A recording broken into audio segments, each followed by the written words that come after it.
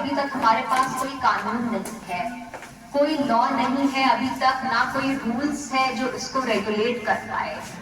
तो ऐसी स्थिति में जहाँ पे ये शुरुआत हो जाता है और आपके डर को कैपिटलाइज करके वो लोग आपको आपके फैमिली मेंबर्स से बातचीत से भी मना कर देते हैं और उसके बाद डायरेक्शन देते रहते हैं कि आप जो है इतने पैसे हमारे अकाउंट में डाल दीजिए और तब आपका जो है रिहाई हो जाएगा, आपको हम लोग माफ कर देंगे जो भी आपने क्राइम किया है। क्योंकि ये सिंपल वे में आजकल जैसे आधार है या डिटेल्स है निकाल करके कहीं से कनेक्ट कर देना कि so and so drug trafficking में आप इन्वॉल्व थे या आप जो है किसी तरह इशू आता है कि फिर अगर लॉ नहीं है तो फिर इसको रेगुलेट कैसे किया जा रहा है। अभी के टाइम के ऊपर एफआईआर करें आपको वो मालूम नहीं है, आप कहाँ जा करके आप एफआईआर कीजिए, तो हाँ साइबर क्राइम डिपार्टमेंट है, आप वहां पे जाके कर सकते हैं। तो अभी बहुत सारे मामलों को जो है उनकी सुनवाई करने के लिए और उनको रिलीफ देने कोर्ट ने इन डिजिटल अरेस्ट मार्च 2025 को सीबीआई को सारे मैटर्स, बहुत सारे मैटर्स आ गए थे सुप्रीम कोर्ट के पास, तो सारे के सारे बड़े बैंक जो है नकली खाता अगर खुल रहा है तो बिना प्राइवेट बैंक की साठ गार्ड या कनाइवेंस के बिना, उनके ऑफिशियल्स उनके पदाधिकारी के कनाइवेंस के बिना, साठ गार्ड के बिना जो है ये क्राइम नहीं हो सकता है। तो ये सब कहा गया है और उसके बाद क्योंकि सुप्रीम कोर्ट ने इतने कैसे विक्टिम को कॉम्पनसेशन मिल सकता है तो काफी प्रक्रियाएं जो है अब शुरुआत हो चुकी है। अब लास्ट ये बात आती है कि ये तो हम लोग समझ गए कि क्या होता है डिजिटल अरेस्ट, और क्योंकि लॉ नहीं है तो सुप्रीम कोर्ट ने किस तरह से जो है मैटर्स को सीबीआई को हैंडओवर कर दिया है और फिर जो है सरकार को भी डायरेक्शन मिल रहा है कि आप ही कुछ रूल बनाइए और कुछ इंटरिम इस पीरियड के लिए जो है कुछ फिल इन द गैप्स कीजिए।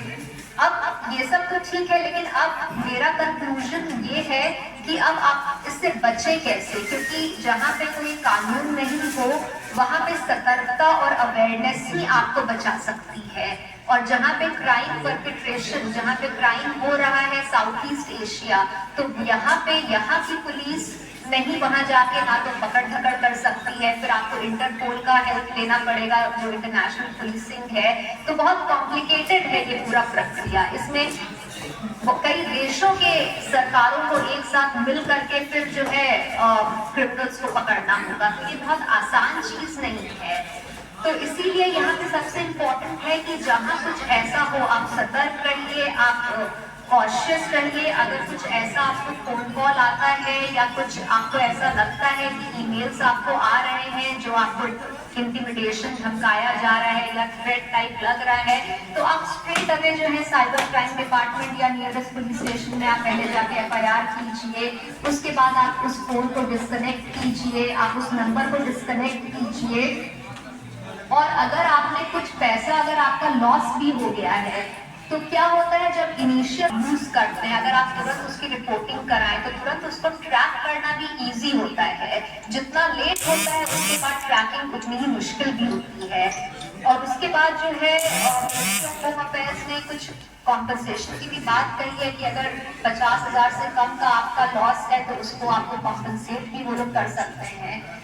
तो देखिए अभी ये डिजिटल अरेस्ट जो ये मामला पूरा चल रहा है, इसमें यही है कि आपको अवेयर रहना है, आपको सतर्क रहना है कि कोई भी थाना, पुलिस या कोर्ट वीडियो कॉल या व्हाट्सएप कॉल के थ्रू नहीं चलता है।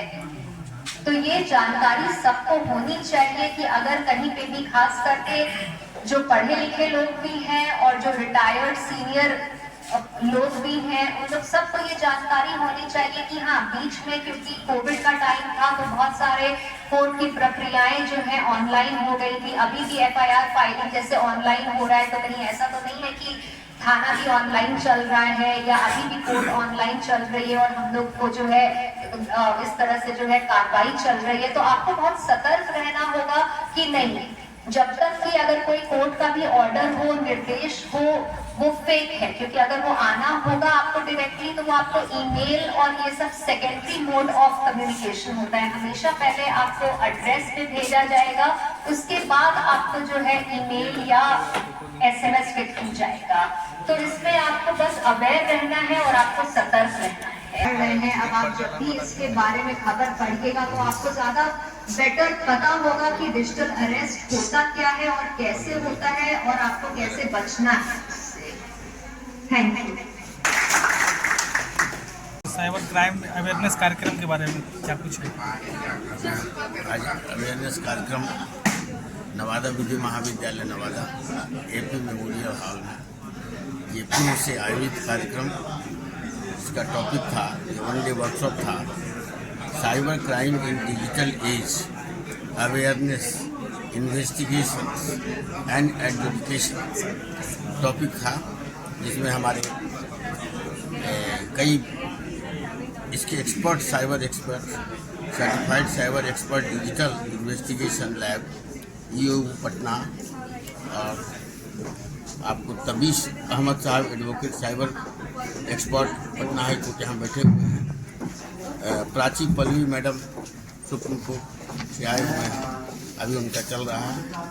आपको Manohar Kumar sub inspector cyber crime police station Nawada, SP साहब के ये 200 से अधिक सारे आरक्षी बल और जालसा से हमारे रिप्रेजेंटेटिव उमेश बाबू, ये सारे लोग आए हुए हैं। बड़ी तादाद में हमारे बच्चे एक्सपर्ट्स लोग आए हैं और जो साइबर के ठगी के शिकार हम, आप और हमसे जुड़े हुए समाज के लोग हैं, उनको अवेयर करा रहे हैं। इसी क्रम में मेरा भी सबमिशन था कि लोग बिना अर्निंग के लोभ के शिकार हो जाते हैं। इसके ठगी के अधिकतम शिकार वही लोग होते हैं जो उनके लोभ के चक्कर में फंस जाते हैं, धन को दुगना करने का। और दूसरा उनका ब्लैकमेलिंग होता है इमोशनली। उनके बेटा की सूचना गलत दिया गया कि अरेस्ट हो गया, उनके हस्बैंड एक्सीडेंट कर गए, उनकी ये सारी बातें। तो आप, प्रथम बात है कि आप लोभ के शिकार नहीं होइए, लोभ अति नहीं कीजिए। लोग, हम जब काम किए ही नहीं तो हमारा धन दुगना कैसे हो जाएगा?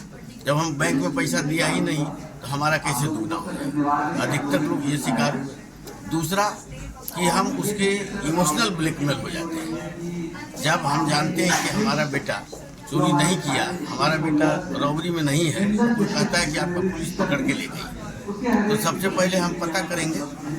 और तब कोई कहता है कि इस नंबर पर दीजिए, हम गलत DSP बोल रहे हैं, गलत तरीके से हम बोल रहे हैं, तो आप उसको वेरीफाई कीजिए। तो ये दो तरह का। और प्लस अभी जो साइबर पर हमारा जो डिफरेंट थाना और डिफरेंट जगह ये हो रहा है, आप वहाँ से संपर्क करिए। लेकिन 50% लोग जो ठगी के इसके शिकार हो रहे हैं, वो घटना को छुपा लेते हैं। चलो 200-400 रुपया गया, 2000-4000 गया, अब कहाँ जाए, कहाँ थाना जाए, कोई पर्टिकुलर जगह भी नहीं है। ये FIR, अभी मैडम ने बताया ये FIR कहाँ कराएं, कौन इसके पीछे जाता है।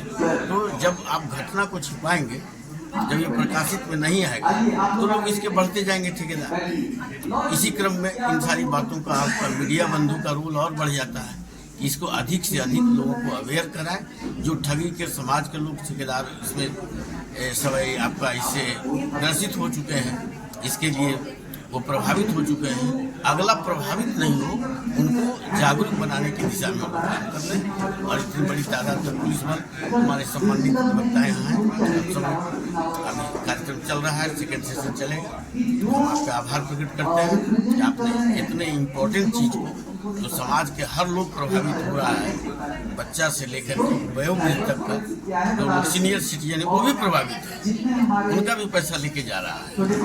तो आप इससे बचने के लिए प्रोग्राम, बहुत बहुत धन्यवाद। आप इसमें मेन मिशन है, एक तो अवेयरनेस। अगर आपका लॉस हो गया तो रिकवरी कैसे करेंगे? गवर्नमेंट ऑफ इंडिया ने कई बार बोला है, अगर आप टाइमली रिपोर्ट करेंगे तो चलो लॉस हो गया तो उसको रिकवर कर पाया जाएगा। कैसे रिकवर करना है, इसके बाद आता है कि पुलिस का क्या रोल होगा। आप जब रिपोर्ट लिखवाने जाते हैं तो आपके साथ कैसा व्यवहार करते हैं और उनको क्या करना चाहिए कि अगर विक्टिम हो चुका है, उसका लॉस हो चुका है, तो रिकवरी कैसे हो, पॉसिबल क्या हो।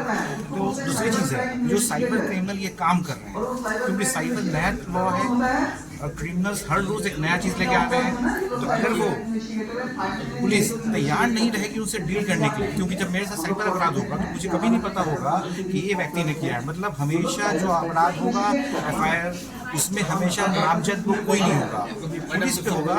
इन्वेस्टिगेशन में नाम आता है कि वो नामजद है, मतलब सर्विलांस का। तो रोल ऑफ सर्विलांस बहुत बड़ा है। तो पुलिस को आज के डेट में डिजिटली ट्रेन करना है, और कि कल अगर FIR खराब होगा तो वो साइबर क्रिमिनल 2 महीना जेल में रहने के बाद निकल जाएगा, जो आज हो रहा है। अगर पुलिस की ट्रेनिंग नहीं होगी तो वो कोर्ट पे लेके जो आएंगे एविडेंस, इतना कमजोर एविडेंस लाएंगे कि हम उनको रोज वो पकड़ेंगे, 3 महीना बाद फिर पकड़ेंगे। इससे अपराध नहीं रुकने वाला है। तो इस तरह के वर्कशॉप का मेन मकसद है तो अवेयरनेस, जो कि कॉमन पब्लिक में हो कि आपका पैसे कभी दुगने नहीं हो सकते बिना मेहनत के। हाँ, अगर आपके साथ लॉस हुआ है आप तुरंत रिपोर्ट करें। सेकेंडरी, पुलिस को ट्रेन होना पड़ेगा डिजिटल, क्योंकि अगर एविडेंस उनका कमजोर रहा तो वो लोग फिर से 2-3 महीने के बाद यही काम करेंगे। हजारों लोग अकाउंट देने वाले हैं, क्योंकि हमारे यहाँ देश में गरीबी है, लोग अपने अकाउंट खुलवा के दे दें। क्राइम रुकने वाला नहीं, आपका अवेयरनेस चाहिए, ये इम्पोर्टेंट है।